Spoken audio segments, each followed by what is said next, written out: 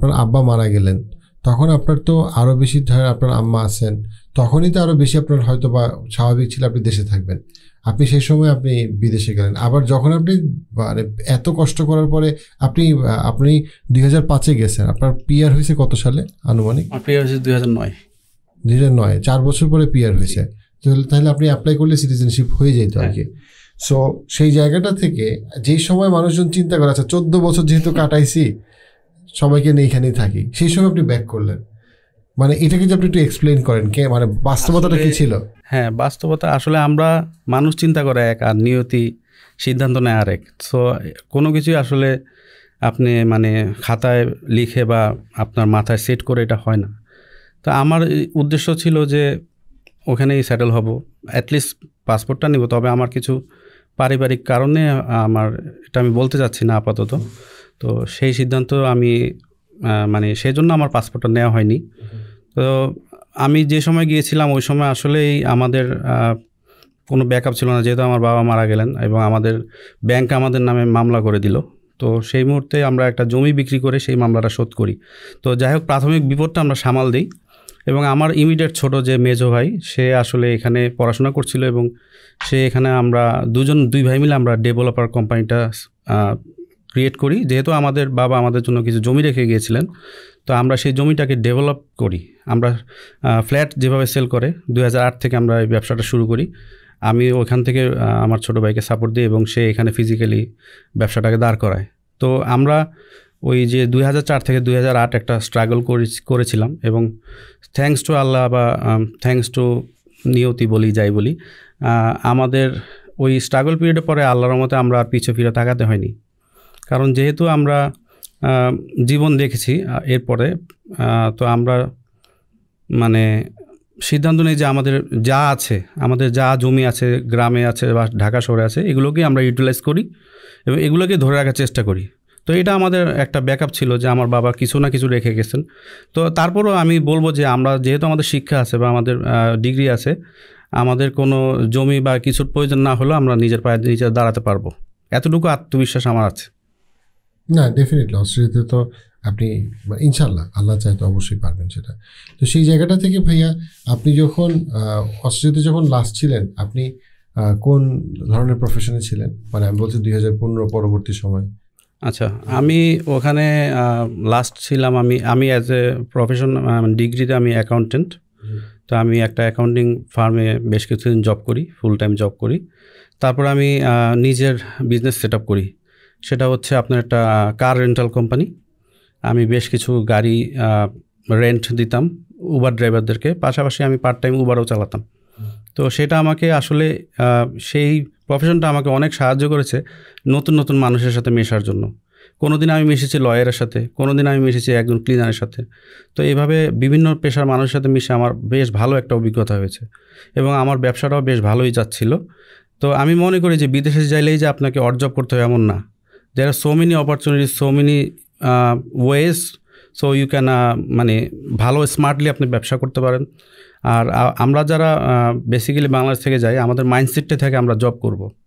তো এই চিন্তার গণ্ডি থেকে আমরা বের হতে পারি না বলে আমরা আসলে কিছু করতে পারি না। ওয়ারেজ আপনি দেখবেন যে অন্যান্য দেশের মানুষ যে ব্যবসা করতেছে, স্পেশালি চাইনিজরা, তারা কখনোই জব করে না। তারা চিন্তা করে যে কিভাবে আমি ব্যবসা করব। আর আমাদের দেশের যে ল্যাকটা মানে আমাদের দেশের স্টুডেন্ট যে ল্যাকটা থাকে, সেটা হচ্ছে তারা স্কিলের পিছিয়ে দৌড়ায় না, তারা টাকার পিছিয়ে দৌড়ায়। তো আপনি যদি স্কিল ডেভেলপ না করেন তাহলে আপনার কিভাবে টাকাটা আসবে? তো সবাই মনে করে যে আমি ফিজিক্যালি গায়ে খাটবো, এটা তো আসলে কোনো সলিউশন না। হ্যাঁ, আপনার রিক্সাওয়ালা কিন্তু সবচেয়ে বেশি পরিশ্রম করে, কিন্তু সবচেয়ে গরিব সেই।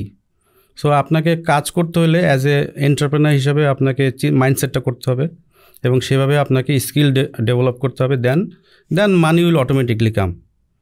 তো এইটুকুই আর কি। আপনার কাছে মানে আমি ওই জায়গাটায় যদি একটু কথা বলি, আমার কাছে এটা মনে একটা খুব গুরুত্বপূর্ণ বিষয় যে কেন বাংলাদেশি ছেলে মেয়েদের বাইরে কিছুটা সময় হলে থাকার বা এই যে অভিজ্ঞতাটা তাদের কী কাজে লাগে। পার্টিকুলারলি একটা জিনিস যেটা, সেটা হচ্ছে যে আমাদের দেশের ছেলে মেয়ে অনেক ধরনের কাজ করতে রাজি না। হ্যাঁ, অমুকটা রিক্সা চালকের কাজ, তমুকটা বুয়ার কাজ, অমুকটা তার কাজ, তমুকটা তার কাজ। ইভেন বাংলাদেশের ছেলে পেলে কখনো ব্যাংকেও নিজের অ্যাকাউন্ট খুলে না। অনেক বছর হয়ে গেছে, হ্যাঁ একদম সত্যি কথা। একটা বিশেষজ্ঞ ডাক্তার, সে কোনোদিন ব্যাংকে যায় নাই, সে মনে করে ব্যাংকে যাওয়া আমার কাজ না, কোনোদিন কোনো বিল দেয় নাই, হ্যাঁ কোনোদিন না। কিন্তু অস্ট্রেলিয়ার মতো দেশে বা কানাডার মতো দেশে বা এই বেশিরভাগ উন্নত দেশে যখন তাকে গিয়ে অড জব করতে হয় বা সব রকম কাজ করতে হয়, তখন সে বুঝতে পারে কোনো জবই আসলে অড না, সব কিছুই দরকার। এবং আমাদের দেশের ছেলে ইভেন আমাদের দেশে একটা খুব কমন সমস্যা হচ্ছে, কিন্তু দেখা গেছে যে একজন কৃষক তার ছেলে কৃষিকাজ করবে না কারণ সে শিক্ষিত, বিশাল সমস্যা। একজন মাঝি তার ছেলে নদীর কাছে যাবে না, কেন? আমি তো এখন শিক্ষিত হয়েছি, তার মানে শিক্ষিত হওয়া মানেই তার কাছে হচ্ছে তার বাবার প্রফেশনে না যাওয়া। তাতে যেটা হচ্ছে তার বাবার ওই প্রফেশনে, ওই জমিদার, ওই নদীতে যে কত বড় লোক বা কত সম্পদের কত কিছু ছিল, কত উপায় ছিল, সেটা দেশে যাইতে রাজি না। কিন্তু যখন সে বিদেশে যায় তখন গিয়ে দেখে জানি এই দেশে তো কৃষকরা অনেক বড়। যেমন অস্ট্রেলিয়াতে আমার একটা খুব মজার জিনিস হচ্ছে মানুষরা খুব প্রাউড যে তারা কৃষক অস্ট্রেলিয়াতে। আপনি নিশ্চয়ই দেখছেন, সিডনিতে একটা অঞ্চল আছে যেখানে সব যে র্যাঞ্চে মালিকরা থাকে, তারা শুধু ঘোড়া পালে। তো ওইটা হচ্ছে সবচেয়ে পয়সাওয়ালা এরিয়া, সবচেয়ে পশ এরিয়া। তো অস্ট্রেলিয়াতে মানুষজন মানে কৃষক মানে তারা মানে ভীষণ বিশাল একটা ব্যাপার, হ্যাঁ বিশাল একটা স্ট্যাটাস। হ্যাঁ আপনি পিএইচডি করছেন, তার থেকে যে কৃষক তার মানে অনেক ক্ষেত্রে সে বেশি মানে কি বলবো প্রাউড তার নিজের অর্জন নিয়ে। দেখেন ইয়াহি ভাই, এখানে আসলে কিছু ব্যাপার আছে, যেমন ওইখানে কৃষকরা সরাসরি সাবসিডি পাচ্ছে, গভর্নমেন্ট থেকে পাচ্ছে, আমাদের দেশের মানুষরাও পাচ্ছে, এমন না যে পাচ্ছে না। কিন্তু আমাদের দেশের কৃষকরা আসলে ডাইরেক্ট ভোক্তার কাছে জিনিসটা দিতে পারে না, এই জন্য তারা পয়সাটা মেক করতে পারে না। ওয়ারেজ ওখানকার কৃষকরা কিন্তু ডাইরেক্ট ভোক্তার কাছে সেল করতে পারছে তাদের ওয়েবসাইটে, লাইক দে আর স্মার্ট। আমাদের মেইন সমস্যা হচ্ছে, আমাদের অস্ট্রেলিয়া বা বাংলাদেশ বলেন বা কানাডা বা বাংলাদেশ বলেন, আমাদের মেইন সমস্যা হচ্ছে আমরা উন্নত না, আমাদের চিন্তা ভাবনা উন্নত না, আমাদের চিন্তা ভাবনা হচ্ছে লিমিটেড। হ্যাঁ, ওয়ারেজ তারা বই পড়ে। আমার মেইন ডিফারেন্সটা আমার কাছে মনে হয় যে তারা বই পড়ে, তারা অন্যের জ্ঞানটা বই পড়ে নিয়ে নেয় শর্ট টাইমের মধ্যে, বা তাদের সেই মানে আপব্রিঙ্গিংটা সেভাবে হয় যে তোমাকে সৎভাবে চলতে হবে, তোমাকে বই পড়তে হবে। আমি এমন কোনো সাবার্ব দেখি নাই যেখানে লাইব্রেরি নাই। অথচ আপনি আমাদের এলাকায় বা ঢাকা শহরে লাইব্রেরি কয়টা আছে এটা হাতে গোনা যাবে, এখন যা আছে তাও উঠে যাচ্ছে। তো ওখানে যেই মানে ডিসিপ্লিনটা, এই ডিসিপ্লিনটার অভাবই আমাদের দেশে মূলত। এই জন্যই আসলে কৃষকরা বলেন বা তারা স্মার্ট না।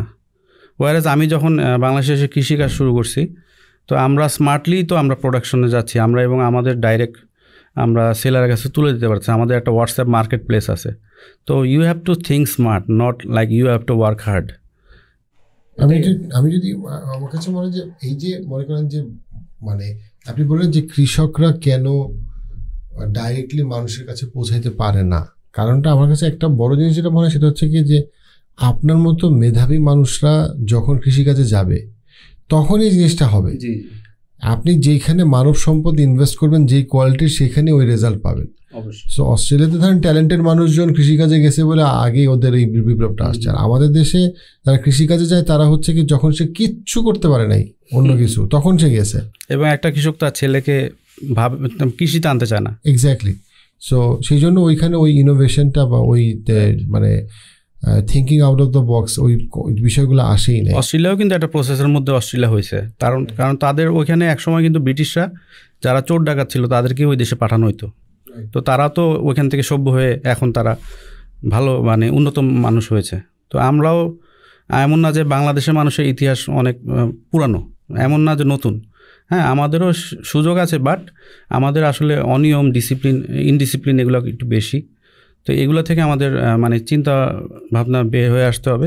যেটা হচ্ছে, যেমন আপনার কথাই আমি বলি, ফাইন্যান্স নিয়ে আমি কাউকে কথা বলতে দেখি না। একমাত্র আমার ফাইন্যান্স নিয়ে কথা বলতে বাংলা ভাষায় ইয়াহিয়া আমিনের ভিডিও দেখা লাগে।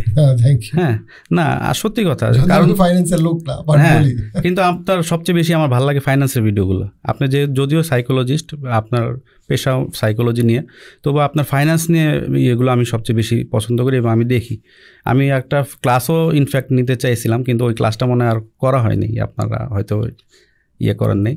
তো যাই হোক, মানে ফাইন্যান্স নিয়ে আমরা কথা বলি না, কারণ আমরা ভয় পাই যে আমাকে ট্যাক্স দিতে হবে কিনা, আমার সম্পত্তি নিয়ে কেউ জেনে গেল কিনা। যখন আমি অস্ট্রেলিয়া যাই, আমি একটা স্পন্সর খুঁজে পাচ্ছিলাম না। মানে আমাকে যে কেউ স্পন্সর করবে, হ্যাঁ, ওখানে তো কেউ আমাকে টাকা দিতে হবে না, কিন্তু এই স্পন্সর সার্টিফিকেটটা কেউ দিতে চাচ্ছিল না। এভরিবডি ইজ শাই, এভরিবডি মানে ভয় পাচ্ছে যে না জানি আমার কত টাকা পয়সা হিসাব জেনে গেল। তো ফাইন্যান্স নিয়ে কথা বলতে হবে আমাদের। এমন না যে মাস্টার্স পাস করলে আপনি ফাইন্যান্সিয়াল লিটারেট। তো এই জিনিসগুলোর অনেক অনেক অনেক স্কোপ আছে। ফাইন্যান্সিয়াল ইনফ্লুয়েন্সারদের এখানে এগিয়ে আসতে হবে। এই ভিডিও ক্লিপসগুলো যদি আপনি মিস করতে না চান, পার্সপেক্টিভ ক্লিপসে সাবস্ক্রাইব করুন।